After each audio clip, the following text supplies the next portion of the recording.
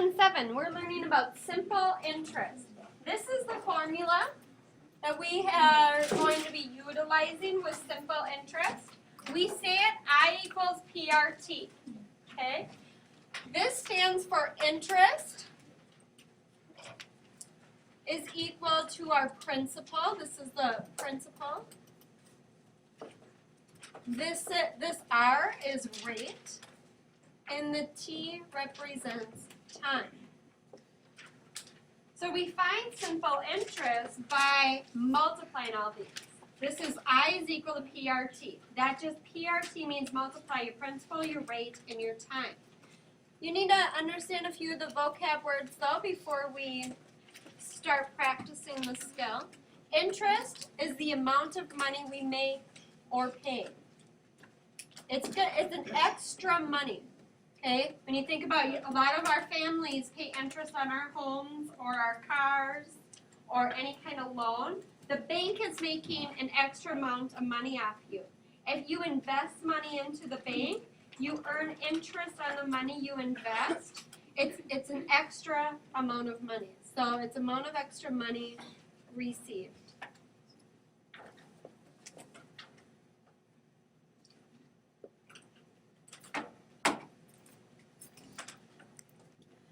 Principal is the initial amount of money you have.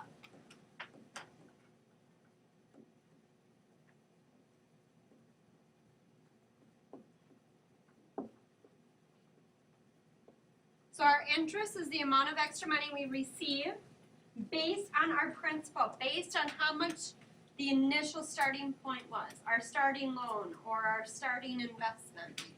A rate is an interest rate, and you represent as a decimal. That's just a little side note though. You don't necessarily have to, but for my expectation, yes, you have to. Because in an MCA or any standardized prep testing, you will not be given a percent button. I know some of your calculators have it. You're going to have to not use it. So I expect to see all your work, and then you represent any interest rate as a decimal. Time is the amount of time. So time is length of a loan or / investment. We represent time in years. So we represent it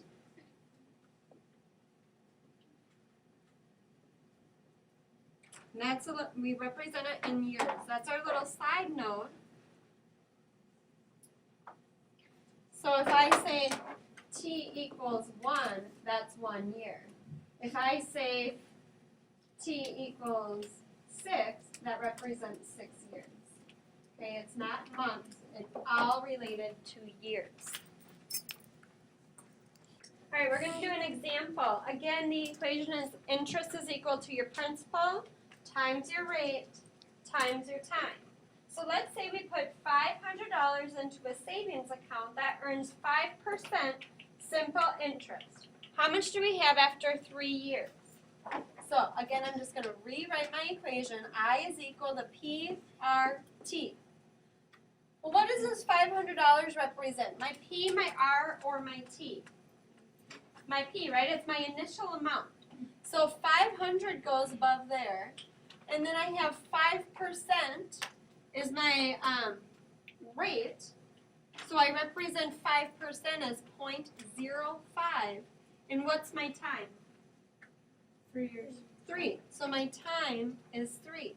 So I say my interest is equal to 500 times 0.05 times 3.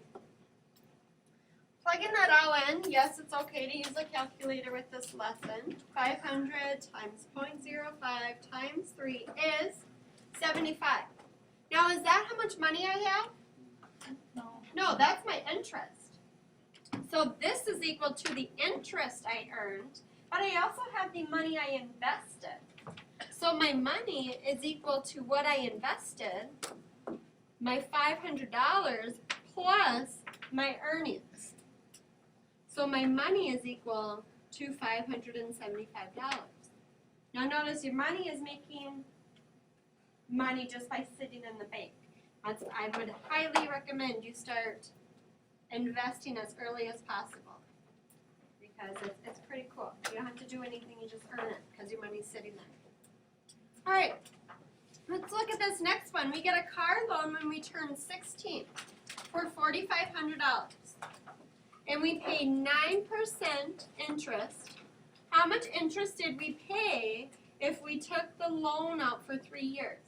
So here I'm just looking for the interest. Interest is equal to my principal times my rate times my time.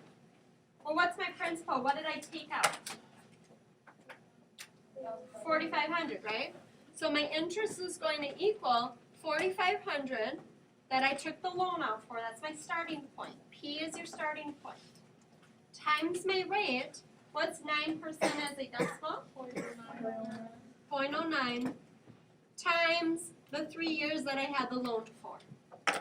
Now let's see how much money. Now this interest, is this what I get or what the bank gets? It's what the bank gets, right? Because I'm paying them money for borrowing money. Okay? So this interest is what a bank is going to get off of me. So we go 4,500 times 0.09 times 3. That is equal to $1,215. That means I just gave the bank $1,200. Well, $1,215 for borrowing me money for 3 years. Okay? So keep that in mind. That's why a lot of people try to pay cash. Because I could think of a lot of things I'd rather spend $1,000 on. $1,200 on. All right, when we go into month examples, again, T represents years. So if we go into a month, we want to make it a fraction of a year. If I wanted to know how much I made in 4 months' time, I would convert that to a year. Well, how many months in a year? 12. So you convert that as 4 twelfths, which is equal to what? 1/3. Okay? So again, any month examples, if you want to know how much you make per month, you have to convert it to a fraction of the year. 6 months is equal to 6 out of the 12 months, which is equal to 1/2. All right, another month, 8 months is equal to 8 out of the 12 months, which is 2/3. 10 months, we took it out. Our T would be 10 out of 12, which is 5/6. This is always to represent T. You would not represent T as 10 because 10 years is way different than 10 months, right? So be very, very careful about that. 18 months would be 18 out of 12, which would equal 1 and 6/12, which is 1.5. 1.5 years. Okay? And lastly, 20 months, 20 out of 12, which is equal to 1 and 8/12, which is equal to 1 and 2/3. So you need to feel confident that any months you got to convert to a year. Okay? You always months. T is years, not months. All right. Next examples. Let's say we borrow $1,000. Now you don't need to write these in your notes. Okay? Do not write them in your notes. You're not done with your notes, though. You borrow $1,000 for a new computer on a credit card. They charge 22% interest flat. How much interest would you make in the following? To figure out how much interest we paid in 4 months, I would want to take, again, I equals PRT. So my interest would equal to $1,000, that's what I took the loan out for, times 0.22. I would expect to see your work like that. I expect to see the whole equation written out on your work. Times 4 months. Well, 4 months is 4 out of 12, which is what? 1/3, 1.3. 0.3 repeat. I would just write it as 0.33. Okay? I would definitely keep everything as a decimal. You don't want to times a decimal by a fraction. Okay? So 1,000 times 0.22 times 0.33 is 72.60. That's a lot of money, guys. Like let's say you go to Best Buy or something, but they just earned $72 in 4 months from you for borrowing you $1,000. That's not a very large amount. So be careful about interest rate. It is very, very important. You want to keep your money. Okay? Again, this is my expectation, what I would expect to see in your homework. If you just have 72.60, it will be counted wrong. I have to see what you punched into your calculator. The next one, let's do together. Our interest would equal, in 6 months, 1,000 times our 0.22 times 6 months is a half of a year, right? 0.5. Plugging that into my calc. I get 110 bucks. So in 6 months they earned 110 bucks. Looks like it increased by what? Almost 40 bucks in 2 months. So they're making like 20 bucks a month from me. And in 18 months is 18 out of 12, which is 1.5, which is 1.5. So I say 1,000 times 0.22 times 1.5.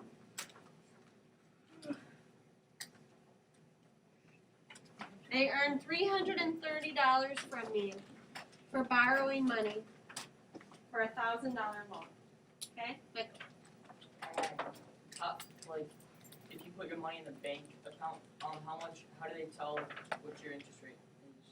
it all depends on how much and what kind of loan or savings you want to do.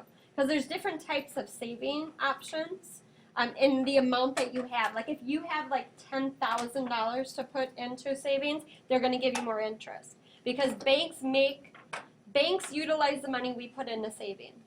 So if I want to deposit, save 30 bucks, and I say, hey, I want to make some interest, well, clearly I'm not going to make as much as someone who wants to deposit 1,500 bucks. Okay, so it depends on how much and the type of savings account you put it in. Great question. Okay. I want to move to, there's somewhere we have to actually solve. Oh, you need this. Fraction percents. Anything that we have to do with simple interest, we always want to keep things as a decimal because we don't want to put fractions into our calculator. It's just never nice.